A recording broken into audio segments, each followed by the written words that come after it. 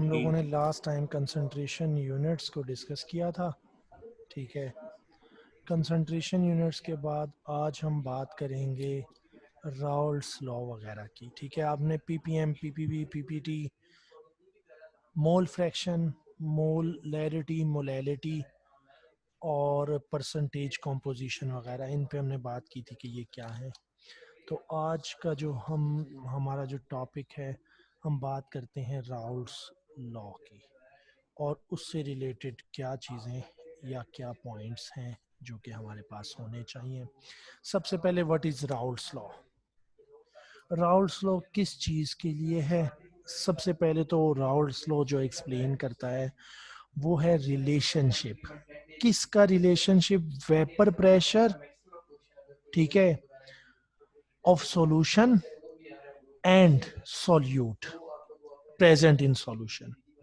ठीक है, इसका मतलब है component of solution. Raoult's law किस चीज को एक्सप्लेन करता है? वेपर प्रेशर ऑफ सॉल्यूशन और उसका रिलेशनशिप। हम कह सकते हैं relationship of vapour pressure of solution and components of solution, उनके दरमियान क्या रिलेशनशिप है। ठीक है, और राउल्ट्स लॉ के अकॉर्डिंग ये हमें जनरली मालूम है, when a non volatile non electrolyte solute is added. पहली बात हमें पता होनी चाहिए, जब हम एक नॉन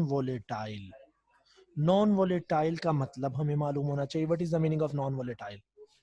नॉन वोलेटाइल किसे कहेंगे?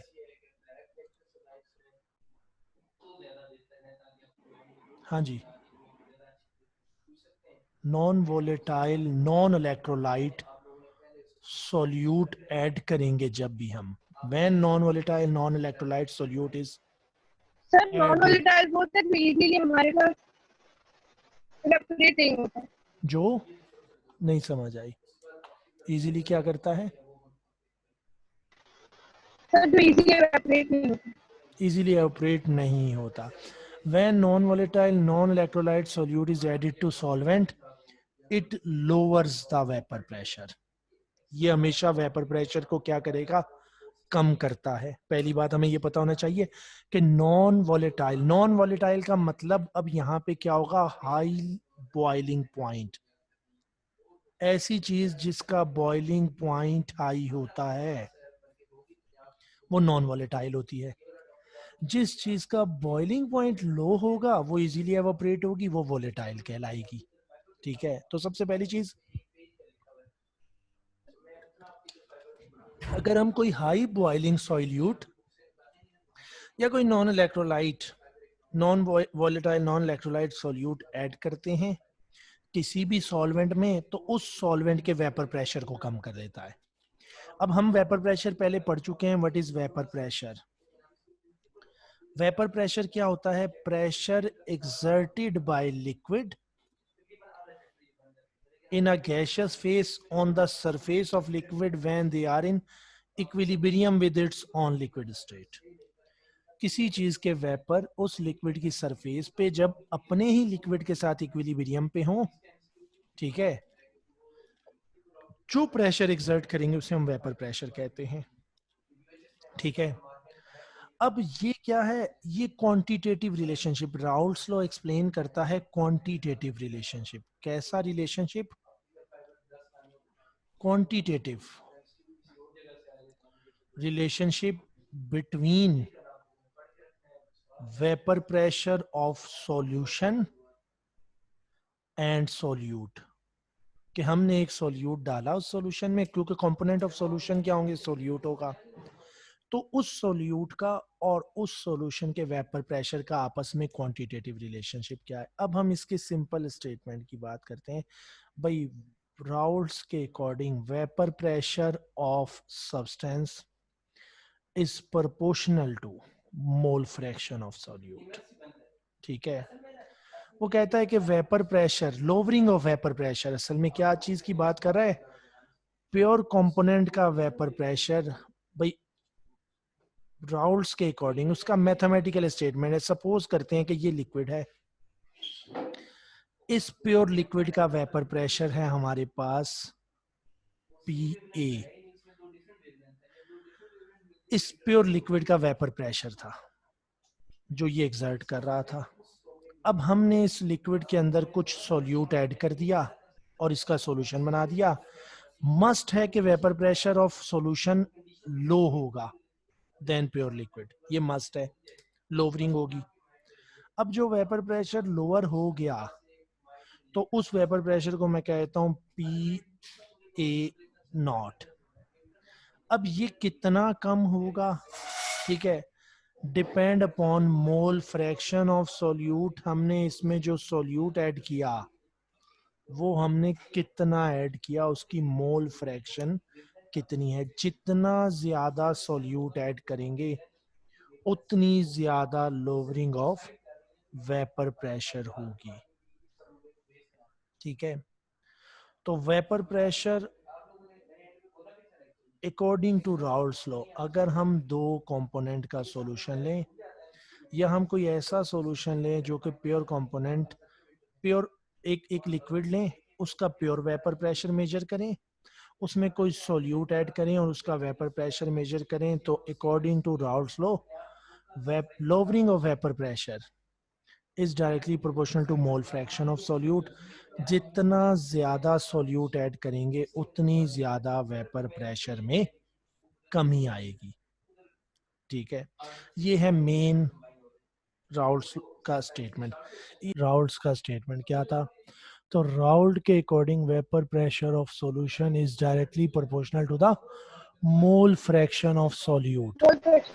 हाँ, अब अगर मैं इस बात को मैथमेटिकल लिखूं तो मैं कहूंगा P is directly proportional to X।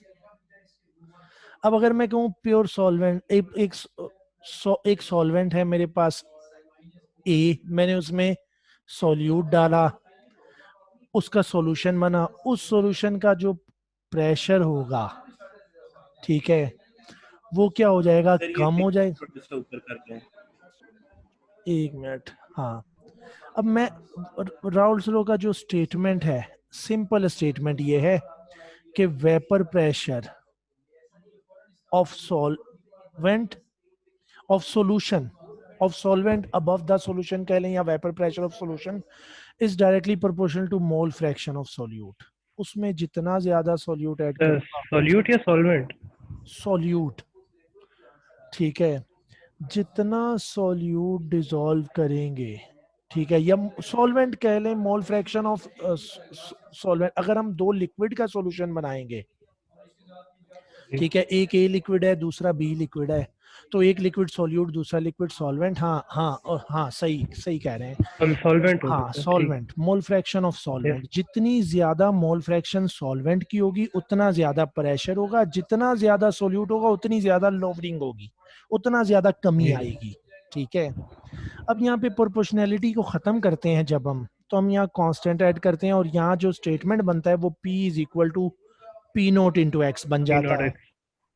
अब यहाँ पे जो P होता है, ठीक है, ये हो जाता है हमारे पास vapour pressure of solvent in solution, ठीक है, इसे कहते हैं vapour pressure of solvent in solution. Solution में सॉल्वेंट का vapour pressure, P nought pure solvent का वेपर प्रेशर होता है, vapour pressure of pure solvent. और एक्स क्या होती है, mole fraction of solvent. Mole fraction of solvent को हम एक्स कहते हैं। तो एक तो हमारे पास ये मैथमेटिकल फॉर्म है, P is equal to P not X. अब हम सॉल्यूशन बनाते हैं दो लिक्विड्स का, ठीक है। मैं कहता हूं मेरे पास एक लिक्विड ए है, दूसरा लिक्विड बी है। ए की मोल फ्रैक्शन एक्स ए है, बी की मोल फ्रैक्शन एक्स बी है, ठीक है। मैंने इनका सॉल्यूशन बनाया, ठीक है, तो मेरे पास क्या होगा, मैंने ए और बी का सॉल्यूशन बना लिया, ए प्लस बी को मिक्स किया। अब इसमें प्रेशर ऑफ प्योर ए मैं कहता हूं पी ए है, नहीं, पी ए नॉट है। प्योर बी का प्रेशर पी नॉट बी है, इसके अबव यहाँ पे ए के वेपर्स भी मौजूद हैं, बी के वेपर्स भी मौजूद हैं। इनका प्रेशर पी ए है, इसका प्रेशर पी बी है। ठीक है, अगर दो बाइनरी लिक्विड्स ले लें हम, ठीक है, तो मेरे पास इसके लिए राउल्ट्स लॉ के अकॉर्डिंग स्टेटमेंट क्या आएगा, हम इसको सामने रखें, P is equal to P not into X. इसका मतलब है मेरे पास आएगा P A is equal to P not A into X A, ये होना चाहिए। और अगर मैं पी बी की बात करूं तो P B is equal to P not B into X B होना चाहिए। ठीक है, इसका मतलब है पार्शियल प्रेशर ऑफ ए, इसका मतलब है हम कोई भी लिक्विड का जब पार्शियल प्रेशर की बात करेंगे तो हम उस लिक्विड का, प्योर लिक्विड का vapour pressure multiply by mole fraction of solvent, ठीक है, उसकी मोल फ्रैक्शन कितनी है उसके डायरेक्टली प्रोपोर्शनल, हम कहेंगे ये है रिलेशनशिप। ठीक है, अब हमें ये भी मालूम है सर सर आपने लिखा है P A is equal to, तो मतलब सर ये पी ए तो नहीं होना चाहिए, पूरा सोल्यूशन का हम लेते होते हैं ना, इक्वल टू इक्वल के लेफ्ट साइड पे। मैं देखें, मैं बात कर रहा हूँ sir pressure vapour of, pressure है। Vapour pressure of A in this solution. इस सॉल्यूशन के ऊपर ए जो चीज है, ए कंपोनेंट जो है, उसका प्रेशर कितना होगा, तो वो किसके प्रोपोर्शनल होगा, मोल fraction of A multiply by vapour pressure of A in pure form. हमने कहा, देखें यहाँ पे हमने अभी बात की, हम इस बात को रिपीट करते हैं एक दफा। मैं कहता जी हूँ मेरे पास एक लिक्विड है, सॉल्वेंट कर रहे हैं। राउल्ट्स लॉ कहता है यहाँ पे जो वेपर प्रेशर है वो किसके प्रोपोर्शनल है, vapour pressure is directly proportional to mole fraction. Solvent solvent का मोल फ्रैक्शन। इस प्रोपोर्शनैलिटी को खत्म करें, हाँ सॉल्वेंट की मोल फ्रैक्शन। अब pressure is equal to P not into X. P not क्या है, पी प्योर का, not pure solvent, pure pure solvent solvent का। होगा। अब और मैं कहता हूं मेरे पास ए प्लस बी का सॉल्यूशन बना, दोनों लिक्विड थे, ए भी लिक्विड था बी भी। जी यहाँ पे इस लिक्विड के ऊपर यहाँ वेपर्स हैं, ठीक है, यहाँ पेज ऊपर कर दो। ए के वेपर भी हैं, यहाँ बी के वेपर्स भी हैं। ठीक है, अब ए का वेपर प्रेशर कितना होगा, ए लिक्विड था, ए का वेपर प्रेशर कितना है, पी ए के इक्वल है। ठीक है, और ये किसके बराबर है भाई, यहाँ पे ये पी नॉट क्या है, vapour pressure of pure solvent. अगर प्योर ए सॉल्वेंट। यहाँ सॉल्वेंट है तो vapour pressure of pure A multiply, ये क्या है, मोल फ्रैक्शन ऑफ सॉल्वेंट। ठीक है, सॉल्वेंट। ए की मोल फ्रैक्शन एक्स ए, ये होना चाहिए। अगर मैं कहूं यहाँ बी का वेपर प्रेशर कितना है तो वो पी बी होगा, और वो किसके इक्वल होगा, पार्शियल प्रेशर, ये vapour pressure of B in a pure form, P not B, mole fraction of B, B की मोल फ्रैक्शन कितनी है। इसका मतलब ये कि हमने जो आपने ए और बी लिखा है, तो ये तो प्योर सॉल्वेंट्स का हम रिलेशन बना रहे हैं, इनका सॉल्यूशन अभी नहीं बना हुआ। इन दोनों का सॉल्यूशन है। अगर ये बात हो सर रही है, अगर सॉल्यूशन है तो हमने इस पूरे सॉल्यूशन का इक्वलिटी साइन के हाँ लेफ्ट साइड पे वेपर प्रेशर लिखना था ना, हाँ तो हाँ, उसका पी देखें ए तो नहीं अब, लिखेंगे। नहीं नहीं, उसकी अभी हम बात कर रहे हैं, ये हम इंडिविजुअल कंपोनेंट का लिख रहे हैं, ये ए अच्छा का है, ये बी का है। जब हम टोटल की बात करेंगे तो मैं कहूंगा पीटी, टोटल वेपर प्रेशर, और वो इन दोनों का सम होगा। ठीक है, क्यों, क्योंकि हमें मालूम है according to Dalton's law total pressure is sum of individual pressure. Individual pressure होता है। तो अगर मैं इस कंपोनेंट के टोटल प्रेशर की बात करूं तो सम ऑफ, अब यहां से हमें एमसीक्यूज के लिए जो बातें पता होनी चाहिए, हमें ये पता होना चाहिए कि vapour pressure is directly proportional to mole fraction of that component. जिस कंपोनेंट के वेपर प्रेशर की बात करेंगे उसकी मोल फ्रैक्शन के डायरेक्टली प्रोपोर्शनल होगा। जिसकी मोल फ्रैक्शन ज्यादा होगी उस कंपोनेंट का वेपर प्रेशर भी ज्यादा होगा। अगर मैं कहूं मैंने एक लिक्विड बनाया, liquid contain 20 gram of water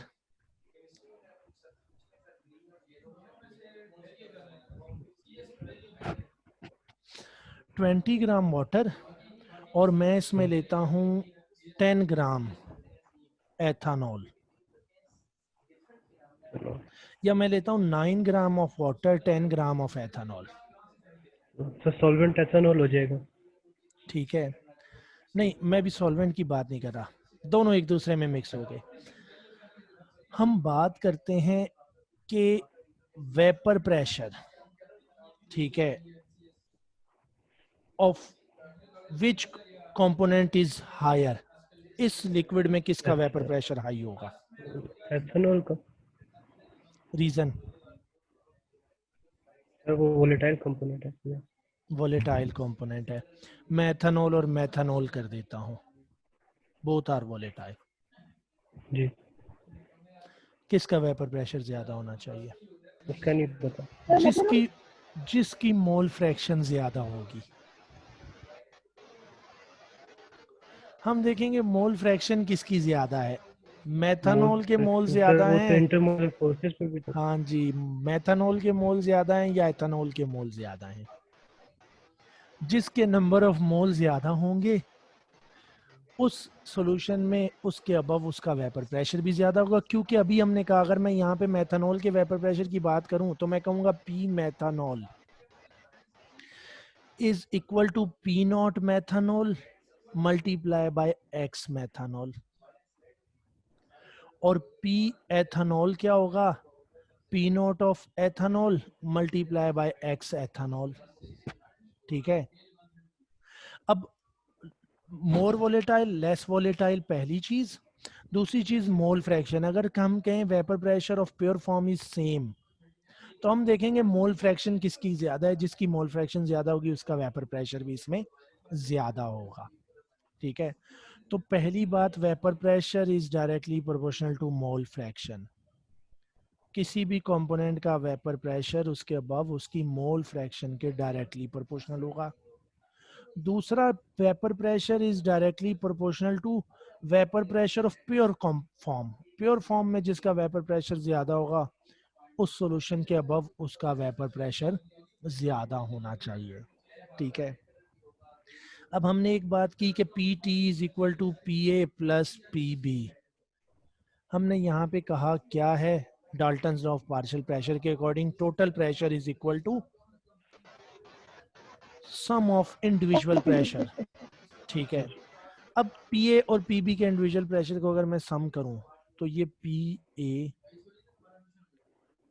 not into X A plus P not B into X B के इक्वल आता है। ठीक है, अब हमें ये मालूम है कि sum of mole fraction is equal to unity, 1। ये 1 होती है। इसका मतलब है X A is equal to 1 minus X B. हम कोई सी एक वैल्यू इधर सब्स्टिट्यूट कर देते हैं और हमारे पास एक और इक्वेशन आ जाती है। ठीक है, और वो हमारे पास क्या बन जाएगी, हमारे पास यहाँ से इसको सब्स्टिट्यूट करने के बाद हमारे पास जो एक्सप्रेशन आएगा वो आ जाएगा P T total pressure is equal to P not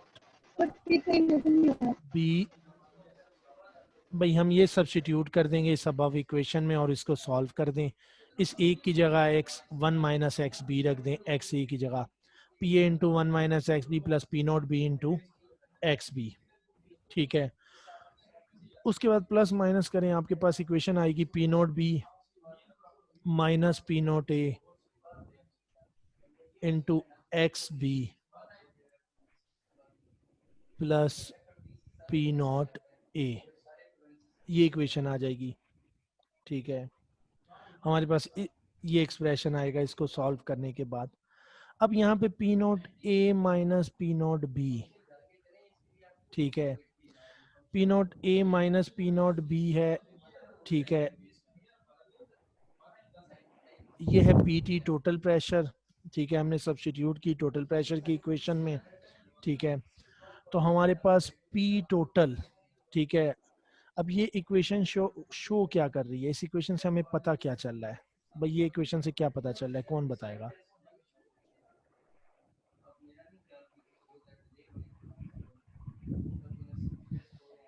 sir ये इक्वेशन नहीं पढ़ी थी पहले। सिंपल इसमें ही वैल्यू सब्स्टिट्यूट की है मैंने। अगर मैं यहाँ पे हम इसको सॉल्व कर लेते हैं यार, देखो हमें मालूम है sum of small fraction is equal to unity, ये बात तो पढ़ी है ना। इसका जी मतलब मैं इसे रीअरेंज करता हूँ, X is equal to 1 minus X भी हो जाएगा, ठीक है। मैं यहाँ पे एक्स ए की जगह 1 माइनस एक्स भी रखता हूँ, ये हो जाएगा P note A into 1 minus X B अभी plus P note B into X B, ये हो गई इक्वेशन, ठीक है। इस बात पे तो कोई इतराज नहीं है। अब ये नहीं P note A into 1 P note A हो you गया, know, ठीक है। जी, P note A minus X B क्या हो गया, minus P not X P. Minus P note A into X B हो गया plus P note B into X B हो गया, ठीक है। और ये सब किसके बराबर है, पी टी, ठीक है। पेज पर अब इस इक्वेशन में क्या करें भाई, यहाँ पे हमारे पास एक्स बी कॉमन है इसमें और इसमें, एक्स बी कॉमन ले लें, ठीक है। ये क्या हो जाएगी, पी नोट ए, सर पेज ऊपर कर लो तो वजन नहीं आ रहा। एक मिनट, मैं यार थोड़ा, अब नजर आ रहा है भाई, ये इक्वेशन आ गई जी आपके जी पास। ये पी नोट ए हो गया, P note A minus X B, P note A minus X B हो गया plus P note B X B, ये टर्म एज इट इज आ गई। अब इस इक्वेशन को मैं इस तरह कर सकता हूं कि मैं इसमें से एक्स बी कॉमन ले लेता हूं, ठीक है।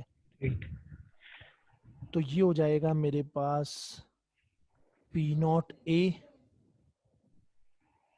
नहीं पी नोट बी, ये मैं कर देता हूँ P note B minus P note A, ये पी नोट बी पहले लिख दिया, ये माइनस पी नोट बी, ठीक पी सही है। नोट ए बाद में आ गया, बी पहले आ गया, ठीक है। और इसमें से एक्स बी कॉमन आ गया, ठीक है, प्लस पी नोट ए ये रहा, ये इक्वेशन बन गई जो कि मैंने यहाँ पे लिखी है। अब इस ठीक इक्वेशन से मुझे पता क्या चलता है, अब छोड़ दें इसको, इस इक्वेशन को देखें, ये इक्वेशन क्या था रही। अगर कभी मेरे पास एक्स बी जीरो हो जाए, प्योर सॉल्वेंट पे चला जाता हूं, ठीक है, एक ही कंपोनेंट हो, X B is equal to zero का मतलब क्या होगा, एक्स दूसरा बी इज सॉल्यूट नहीं इक्वल टू होने जीरो का। का मतलब है X A is equal to 1, जी X B is equal to zero का मतलब है X A is equal to 1। तो टोटल प्रेशर किसके बराबर होगा, P T is equal to P not A हो जाएगा। एक्स बी जीरो हो जाए तो ये सारी टर्म जीरो हो जाएगी, मैं इसको नई जगह लिख ठीक लेता हूँ, ठीक है भाई। मेरे पास इक्वेशन है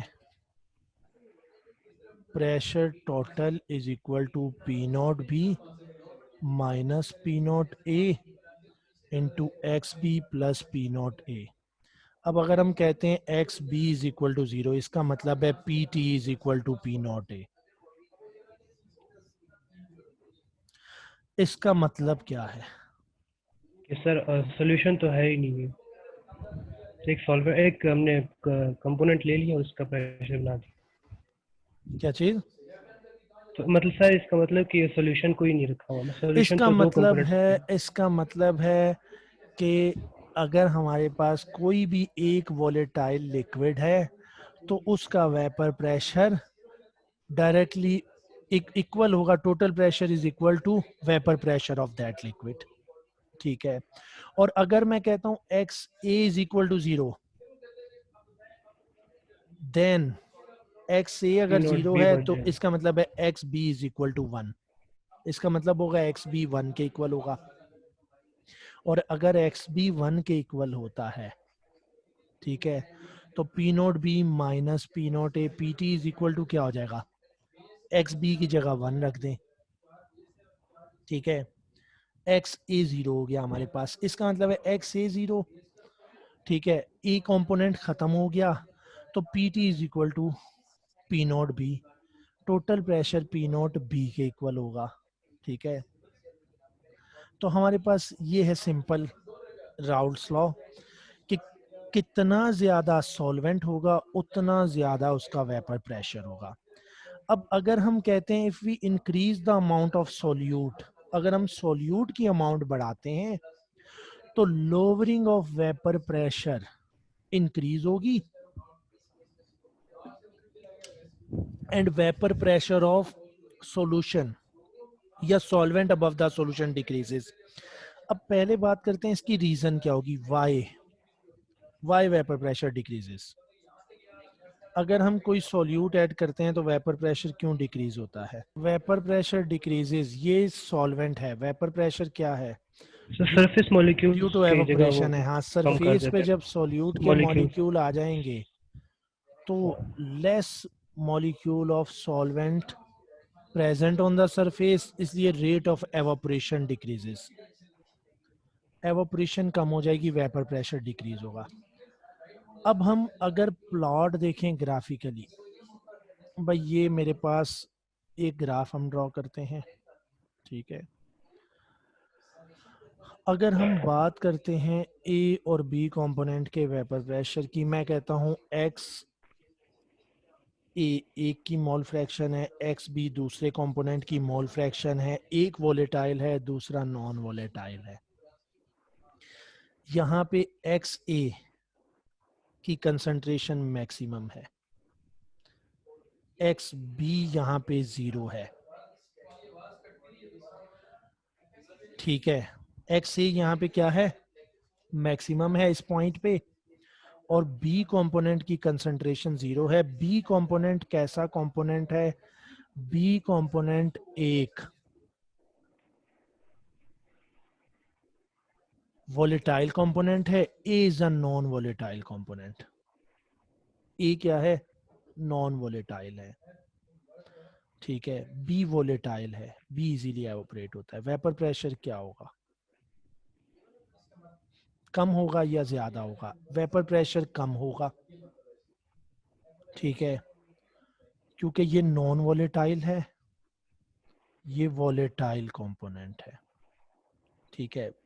लेस वोलेटाइल, अच्छा जब यहाँ पे मैं कहता हूँ ए 0 हो जाता है और बी मैक्सिमम हो जाता है, सपोज 1 हो जाता है मोल फ्रैक्शन इसकी, ठीक है, तो यहाँ पे वेपर प्रेशर मैक्सिमम होगा, इधर मिनिमम इधर मैक्सिमम होना चाहिए, क्योंकि वोलेटाइल कंपोनेंट की मोल फ्रैक्शन ज्यादा है और लेस वोलेटाइल की कम है। तो अगर हम ग्राफ प्लॉट करें तो हमारे पास इस किस्म की लाइन आनी चाहिए। जैसे जैसे ये कंपोनेंट नॉन वोलेटाइल डिक्रीज होता जाएगा, वोलेटाइल कंपोनेंट इंक्रीज होता जाएगा, वेपर प्रेशर इंक्रीज होता जाएगा, ठीक है। तो हमारे पास इस किस्म का जो है वो ग्राफ आएगा अगर हम दो कंपोनेंट के वेपर प्रेशर का ग्राफ बनाए। अगर मैं कहूँ वाटर और एथानॉल है, यहाँ पे मैं कहूँ एथानॉल जो है वो मैक्सिमम है, उसकी मोल फ्रैक्शन 1 है इस पॉइंट पे, ठीक है। एथानॉल की मोल फ्रैक्शन मैक्सिमम है और वाटर की मोल फ्रैक्शन मिनिमम है, तो वेपर प्रेशर यहाँ मैक्सिमम होगा क्योंकि ethanol is more volatile than water. जब हम यहाँ पहुंचेंगे, मैं कहता हूँ यहाँ mole fraction of water maximum हो गई, एथानॉल बिकम 0, एथानॉल मिनिमम हो गई, तो वेपर प्रेशर डिक्रीज होता जाएगा। हमारे पास इस किस्म का वो आना चाहिए। वेपर प्रेशर जैसे जैसे वोलेटाइल कंपोनेंट इंक्रीज होता जाएगा, वेपर प्रेशर इंक्रीज होता जाएगा। अगर वोलेटाइल कंपोनेंट डिक्रीज होता जाएगा सॉल्यूशन में, वेपर प्रेशर डिक्रीज होता जाएगा, ठीक है। अब लोअरिंग ऑफ वेपर प्रेशर की रीज़न हम पहले बात कर चुके कि लोअरिंग ऑफ वेपर प्रेशर क्यों होगी। वेपर प्रेशर लोअर क्योंकि सरफेस पे सॉल्यूट के मॉलिक्यूल्स आ जाएंगे और वो evaporation, rate of evaporation decrease करेंगे। जब रेट ऑफ एवोपरेशन डिक्रीज होगा तो वेपर प्रेशर ऑल्सो डिक्रीजेस, ठीक है। तो वेपर प्रेशर क्या हो जाएगा, वो डिक्रीज हो जाएगा, ठीक है। अब राउल्स लॉ को सर हम, जी sir relative lowering of vapour pressure फिर क्या होगा सर? हाँ सर बुक में मतलब अभी मैं देखा है वो तीन इक्वेशन लिखी हुई है, हाँ जी, तो बात करते हैं उसमें रिलेटिव। हाँ जी, relative lowering of vapour pressure क्या होगी भाई? अगर हमने अभी बाइनरी सॉल्यूशन की बात की, हमने कहा हम दो ए और बी एक बाइनरी सॉल्यूशन ले लेते हैं, मैं 1 और 2 कर देता हूँ, एक x1 एक 1x2 कंपोनेंट 2 कंपोनेंट, ठीक है। हम ए और बी की बात कर रहे हैं, हमें मालूम है मोल फ्रैक्शन ऑफ ए और बी या 1 एंड 2, ठीक है। मेरे पास दो कंपोनेंट का सॉल्यूशन है, component 1 component 2, x1 x1 plus solvent होगा, x1 x1 mole fraction of 1 है, x2 mole fraction of 2 solvent है, इट इज इक्वल टू 1, ठीक 1 है। होता है। इसका मतलब है हमने कहा x1 is equal to 1 minus x2 है, मेरे पास ये है, ठीक है। अब हमारे पास इक्वेशन क्या है किसी भी वेपर प्रेशर के लिए? हम कहते हैं P is equal to P not into x1, x1 P होती इज है, equal to P not into x1 या पी x1 ए। अगर मैं ना पीए नहीं है सर, वन, ये हाँ सॉल्यूशन है पूरा, हाँ ठीक है, ये प्योर सॉल्वेंट का जी है, ठीक है। ये प्योर और ये सॉल्वेंट है सॉल्यूशन का है, और ये ये मेरे फुल पास है, फुल सॉल्यूशन, ठीक है, हाँ जी। ठीक है। अब तो मैं यहाँ पे सर इसमें कहता हूँ अब कि वो ये है, सब्स्टिट्यूट कर अब देना यहाँ x1 पे की मैं वैल्यू, 1 माइनस, हाँ x1 की वैल्यू अगर मैं यहाँ सब्स्टिट्यूट कर देता हूँ, ठीक है, जी, तो मेरे पास क्या हो जाएगा? p हाँ जी minus x p naught x2, मेरे पास हो जाएगा P is equal to P not p naught minus p minus naught P x2, naught into x2, equation आ जाएगी मेरे पास, ठीक है। ठीक है, अब यहाँ पे हम इस इक्वेशन को रीअरेंज कर लेते हैं, ठीक है। मैं P माइनस पी नॉट एक तरफ कर लेता हूँ, ठीक है, ये हो गया P minus P not p not is equal to minus P not x2, और मैं इसको यूं कर लेता हूँ P not minus p P, not minus p, multiply कर दें जी माइनस साइन के साथ, ठीक है, is equal to P not x2। अब ये क्या चीज है?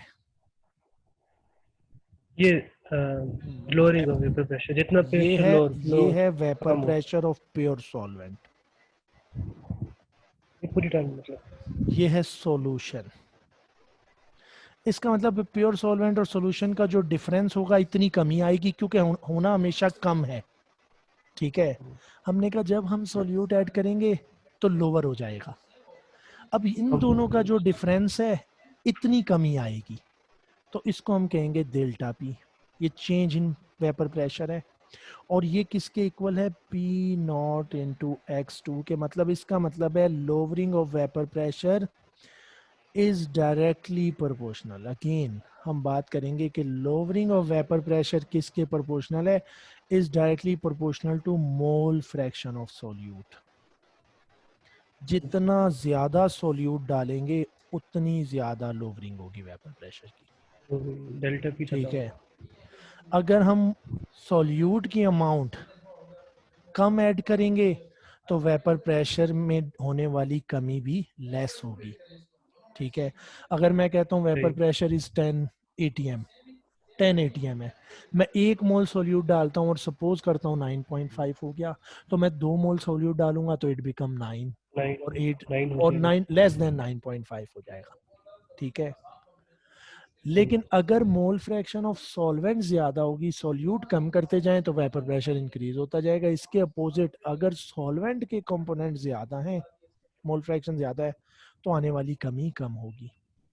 अब यहाँ पे ये जो पी नॉट माइनस पी है, ठीक है, अगर इसको हम डिवाइड कर देते हैं P not minus P divided by P P not, not ठीक है, इसे हम कहते हैं इक्वल टू, रिलेटिव लोअरिंग। हम कंपेयर कर रहे हैं कमी को इस पी नॉट के साथ, ठीक है। पी नॉट हमारे पास क्या था? Pure solvent.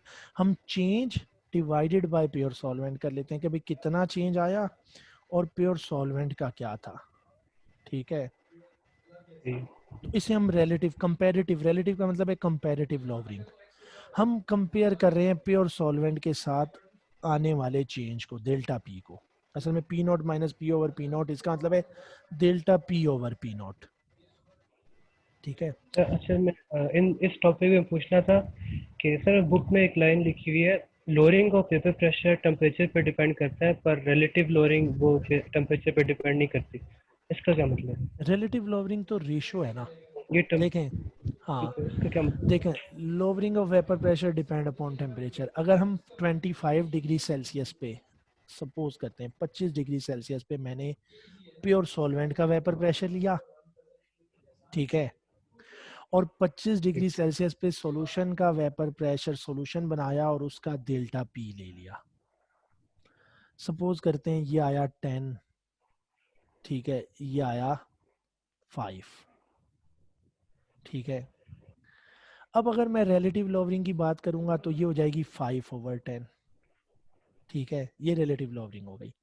अब अगर मैं टेम्परेचर 25 के बजाय 30 करता हूं तो अगर डेल्टा पी की वैल्यू ज्यादा होगी, ठीक है, evaporation increases with increase in temperature, तो प्योर सॉल्वेंट का वेपर प्रेशर भी तो पहले से ज्यादा होगा, ठीक है। ये 10 के बजाय मैं कहता हूँ 20 हो गया।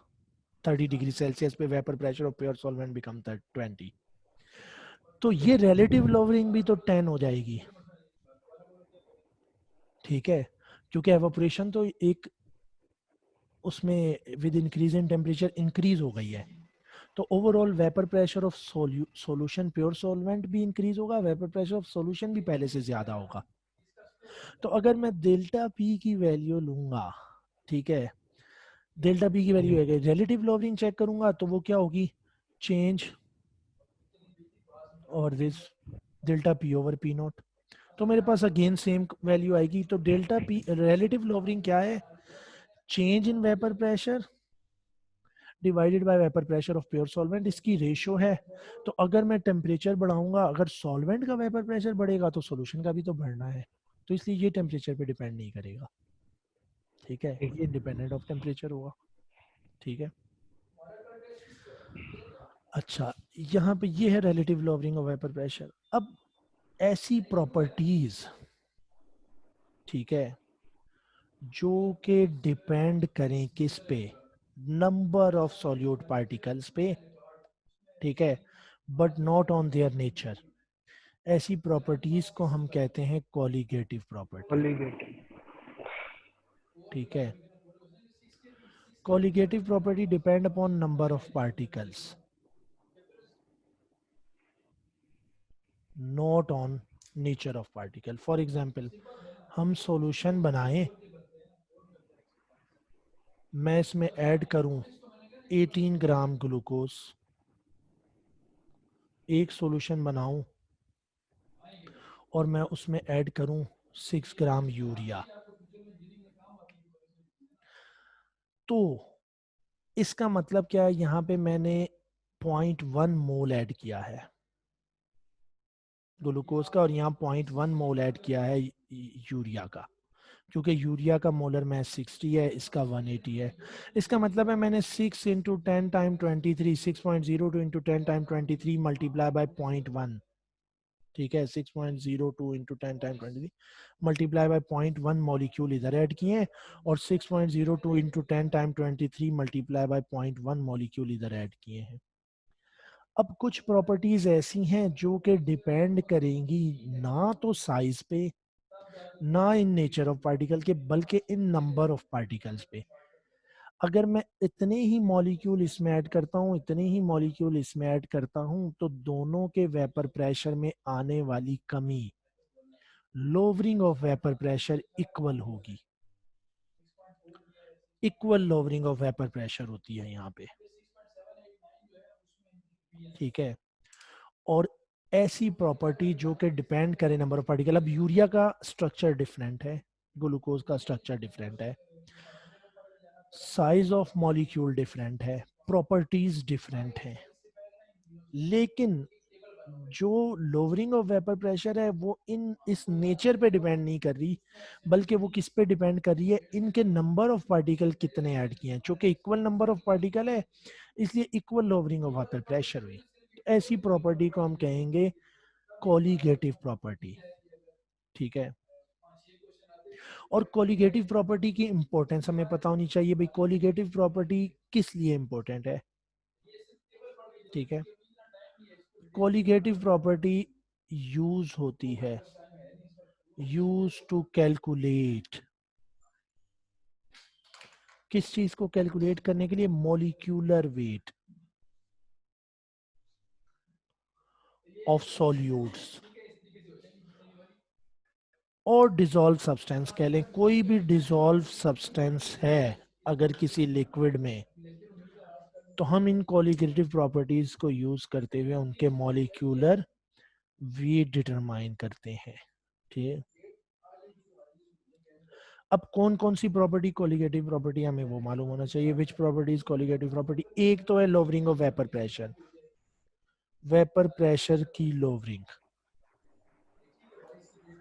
अगर हम सॉल्यूट ऐड करते हैं non volatile non electrolyte, it lowers the vapour pressure. अब वेपर प्रेशर लोअर होता है ऐसे लिक्विड का जिसमें हम नॉन वोलेटाइल नॉन इलेक्ट्रोलाइट या कोई भी सॉल्यूट जब लिक्विड में ऐड करेंगे तो it increases the boiling point. Boiling point. क्योंकि जब वेपर प्रेशर लो हो जाएगा, ठीक है, तो रेट ऑफ एवोपरेशन डिक्रीज हो गया। और हमने बॉइलिंग पॉइंट में पढ़ा था, boiling point is the temperature at which vapour pressure become equal to external pressure, जब वेपर प्रेशर एक्सटर्नल प्रेशर के बराबर होगा। ठीक है, और वेपर प्रेशर एक्सटर्नल प्रेशर के बराबर करने के लिए अब हमें मजीद हीट प्रोवाइड करनी होगी। तो इसका मतलब है दूसरी प्रॉपर्टी है एलिवेशन ऑफ बॉइलिंग पॉइंट, इसे हम कहेंगे एलिवेशन ऑफ बॉइलिंग पॉइंट। तो elevation of boiling point is a colligative property. तीसरी चीज, जब non volatile non electrolyte solute add होगा तो फ्रीजिंग पॉइंट डिक्रीज हो जाएगा और इसे हम कहते हैं डिप्रेशन ऑफ फ्रीजिंग पॉइंट। ठीक है, ये तीन प्रॉपर्टीज। चौथी प्रॉपर्टी है ऑस्मोटिक प्रेशर। तो ये चार कोलिगेटिव प्रॉपर्टी हमें पता होनी चाहिए, हम इनको डिस्कस करेंगे नेक्स्ट उसमें। ठीक है, अब आपको ये रिलेशन याद रखने हैं, आपको ये रिलेशन पता होने चाहिए, आपको ये पता होना चाहिए colligative properties is used to calculate या determine molecular weight of substance. Relative lowering is independent of temperature, वो आपने बात की, ठीक है बिल्कुल। और रिलेटिव लॉवरिंग क्यों टेम्परेचर पे डिपेंड नहीं करती? Because it is a ratio of change over pure solvent, vapour pressure of pure solvent. अगर वे टेम्परेचर बढ़ाएंगे या कम करेंगे, सॉल्यूशन का वेपर प्रेशर कम या ज्यादा होगा तो उसी रेशो से प्योर सॉल्वेंट का वेपर प्रेशर भी कम या ज्यादा होगा। तो इसलिए टेम्परेचर से इसकी वैल्यू हमारे पास टेम्परेचर चेंज पे भी सेम आएगी। राउल्ट्स लॉ का स्टेटमेंट सिंपल स्टेटमेंट है, mole fraction vapour pressure is directly proportional to mole fraction of solvent. ठीक है, वेपर प्रेशर मोल फ्रैक्शन के डायरेक्टली प्रोपोर्शनल है। ठीक है, क्योंकि इसमें से सिंपल एमसीक्यूज इसी किस्म के आते हैं कि इनका रिलेशन, आपको इनकी इक्वेशन पता होनी चाहिए। ठीक है, आपको इनकी डिपेंडेंसी पता होनी चाहिए। उसके अलावा Dalton's law of partial pressure आपको पता होना चाहिए, वो हम पहले डिस्कस कर चुके हैं कि Dalton law of partial pressure क्या है। Sum of individual partial pressure is equal to total pressure. ठीक है, टोटल प्रेशर ऑफ किसी भी चीज़ का क्या है? Sum of individual pressure of each component. ठीक है, तो यहाँ पे एंड करते हैं। ठीक है, और सर किसी को जी बोले। सर वो आप इनको कह दें कि चैप्टर नंबर 7 और 8 और 9 के जो आपकी हाँ, रिकॉर्डेड लेक्चर्स हैं वो भेज दें। अच्छा चलें ठीक है। अच्छा एक बात और बेटा यहाँ पे ज़रा ऐड करते हैं। ठीक है, ऑर्गेनिक केमिस्ट्री चल रही है, अगर ऑर्गेनिक केमिस्ट्री का किसी का कोई सवाल हो तो वो भी साथ ही डेली का डेली आप सुनते ही होंगे तो पूछ लिया करें। अच्छा एक और बात ऐड करें, आज का जो आपका लेक्चर होगा जो अपलोड, उसमें जहाँ तक बात हुई है नेमिंग अल्केन अल्कीन अल्काइन और compound containing double bond and triple bond, वो आपके लिए है। उसके बाद जो मेथड ऑफ प्रिपरेशन है, ठीक है, वो आपसे कंसर्न नहीं है, वो जस्ट जो है वो यूएचएस के उसके लिए है। तो उसमें जो है वो आप वहां तक सुने जहां तक naming of alkane alkene alkyne है। ठीक है, ये मीनिंग पोर्शन आपके लिए नहीं है। ठीक है, उसमें परेशान नहीं होना। ठीक है सर एक क्वेश्चन है जी।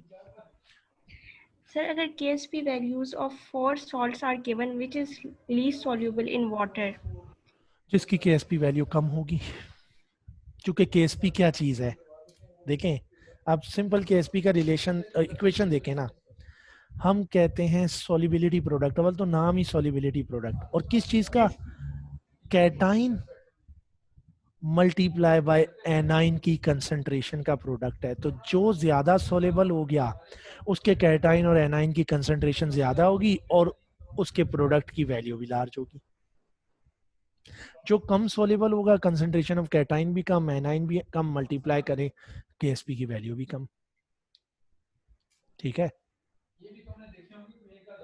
तो क्लियर है? सर अगर हमें जैसे वैल्यूज दी गई हैं ठीक तो है हम कैसे डिटरमाइन कर सकेंगे कि कौन सा लीस्ट सॉल्युबल है या कौन सा भाई, ज्यादा जब सॉल्युबल है? वैल्यू गिवन है ना, वैल्यू गिवन है यस 4 सॉल्युबिलिटी प्रोडक्ट की, यस उसमें सर। से जिसकी सॉल्युबिलिटी प्रोडक्ट की वैल्यू लार्जेस्ट है वो मोर सोल्यूबल है, जिसके सॉल्युबिलिटी प्रोडक्ट की वैल्यू स्मॉलेस्ट है वो लेस सोल्यूबल है। यस ठीक है सर। लेकिन सॉल्युबिलिटी सर प्रोडक्ट क्या है, मैं कहता हूं कि NaCl है, 1 मोल है, सारे का सारा सोल्यूबल हो गया। इसका मतलब है Na पॉजिटिव आयन की कंसंट्रेशन 1 मोल पर DM cube, Cl negative ion की कंसंट्रेशन भी 1 मोल पर डीएम क्यूब। ठीक है, मैं कहता हूं मेरे पास है सोडियम एसीटेट, बहुत कम सोलेबल हुआ, सिर्फ 0.1 मोल सोलेबल हुआ, तो मैं सोलिबिलिटी प्रोडक्ट लिखूं तो Na पॉजिटिव आयन की कंसंट्रेशन 0.1, एसीटेट आयन की कंसंट्रेशन भी 0.1, तो 0.1 मल्टीप्लाई बाय 0.1 करूंगा। ठीक है, तो यहाँ KSP की वैल्यू भी स्मॉल आएगी। KSP is proportional to concentration of ions, जो ज्यादा सोल्यूबल होगा उसके आयंस की कंसंट्रेशन ज्यादा होगी सॉल्यूशन में, KSP वैल्यू लार्ज आएगी। जो लेस सोल्यूबल होगा आयन की कंसंट्रेशन कम होगी, सोल्युबिलिटी वैल्यू भी स्मॉल आएगी। ठीक है यस सर। सर सर अगर हम जी,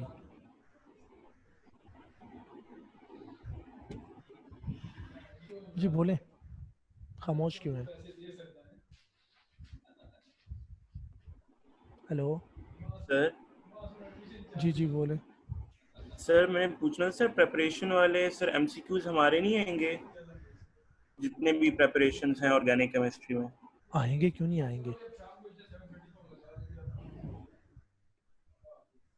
मैंने ये तो नहीं कहा कि नहीं आएंगे। असल में कुछ टॉपिक आपके और इनके कॉमन है, पंजाब बोर्ड के या UHS के, तो वो फिर मैं एक ही लेक्चर रिकॉर्ड करता हूँ। ठीक है, तो आज का जो लेक्चर रिकॉर्ड किया उसमें अल्केन, अल्कीन, अल्काइन की नेमिंग चल रही थी, अब वो खत्म हो गई, तो मैंने सिंथेसिस ऑफ अल्केन स्टार्ट किया कि उसके 2 रिएक्शंस मैंने उसमें डिस्कस किए हैं, लेकिन वो रिएक्शंस की आपको जरूरत नहीं है, उन 2 स्पेसिफिक रिएक्शंस की, इसलिए मैंने कहा कि आप उसको जो है वो ना वो करें। ठीक है, आप नेमिंग तक जो है वो रहे। ठीक है, उसके लिए आपका जो अल्केन्स का लेक्चर होगा वो मैं अलहदा से जो है वो प्रॉपर्टीज और उसको डिस्कस करूंगा एक अलहदा लेक्चर में। ठीक है, लेकिन नेमिंग चूंकि कॉमन है आप दोनों की, ठीक है, नेमिंग के मेथड या रूल्स तो चेंज नहीं होंगे आपके लिए या उनके लिए, IUPAC रूल्स तो सेम रहेंगे।